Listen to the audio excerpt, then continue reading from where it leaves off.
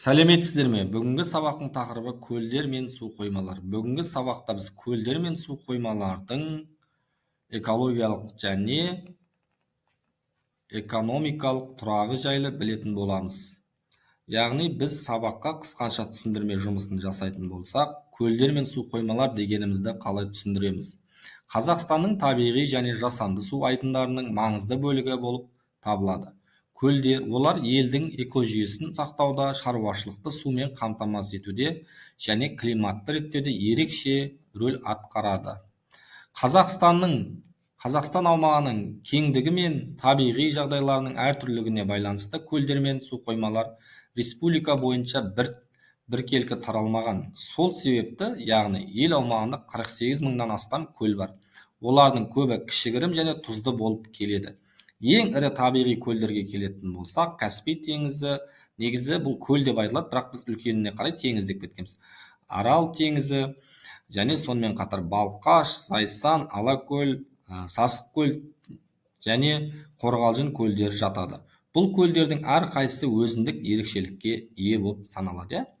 Келесі, Қазақстан аумағында қандай ірі табиғи көлдер бар және олардың ерекшеліктері қандай деген сұраққа жауап іздейміз. Қазақстанда Каспий теңізі, Арал теңізі, Балқаш, Зайсан, Алакөл, Қорғалжын және теңіз сияқты ірі табиғи көлдер бар. Каспий теңізі дүние жүзіндегі ең үлкен тұйық су айдыны болса, Балқаш көлі ерекше құрылымымен ерекшеленеді. Оның батыс бөлігі тұщы, яғни Балқаш көлінің батыс тұщы болып келеді. Арал теңіз экологиялық апатты аймақтарда орналасқан, ал Алакөлге келетін болсақ, ол жерде қазіргі уақытта үлкен демалыс орындары да бар. Сонымен қатар бізде келесі сұрақта Қазақстанның көлдерінің пайда болу себептері қандай геологиялық табиғи процестеріне байланысты.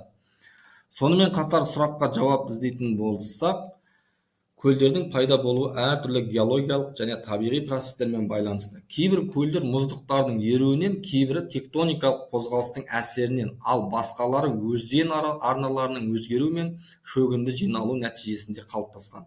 Бұл процестер әр аймақтың жер бедері мен климаттық ерекшеліктеріне тәуелді.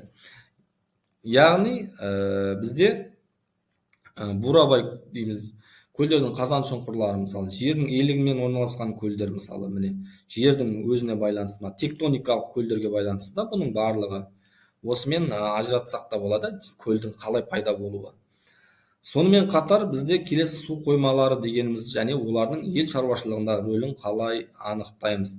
Яғни су қоймалары дегеніміз адамның әрекеті нәтижесінде өздерінің бойында жасалған жасанды су айдындары. Олар ауыл шаруашылығынан сумен қамтамасыз етуге, гидроэнергетика мен өнеркәсіппен, сондай-ақ халықтың тұрмыс қажеттіліктерін өтеуге арналған.